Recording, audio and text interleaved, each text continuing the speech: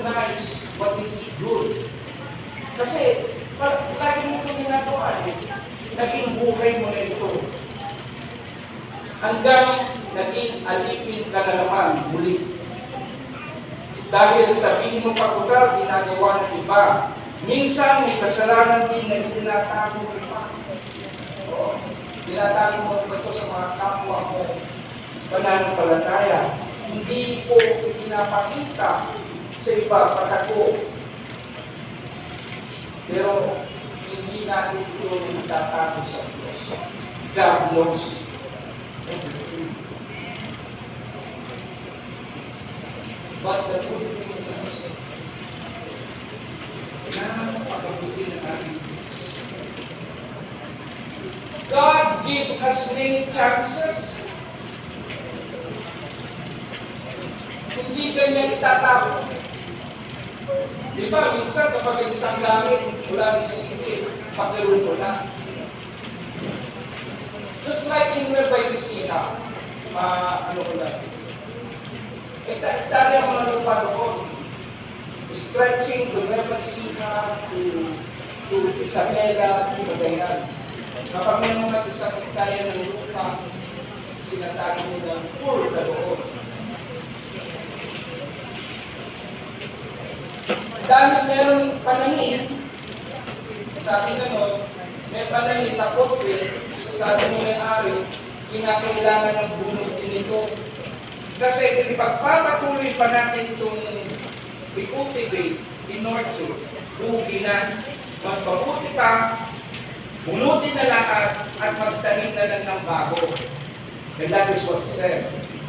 Pero hindi ganun ang message.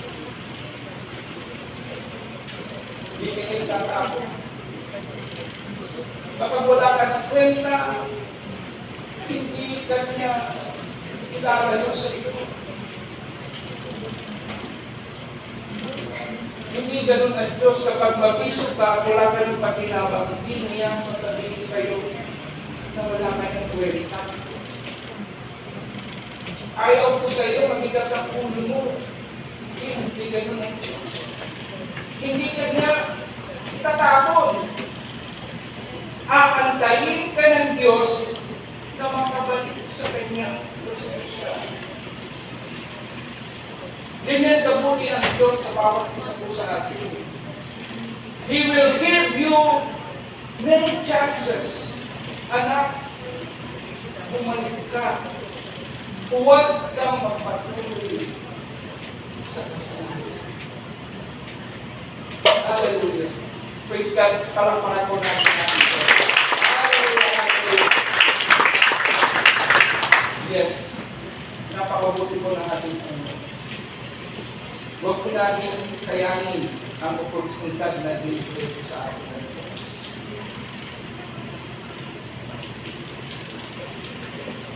Ayaw mo ba na sumaya na ang buhay mo? Hindi mo paulit-ulit invest in the God is going to bless you.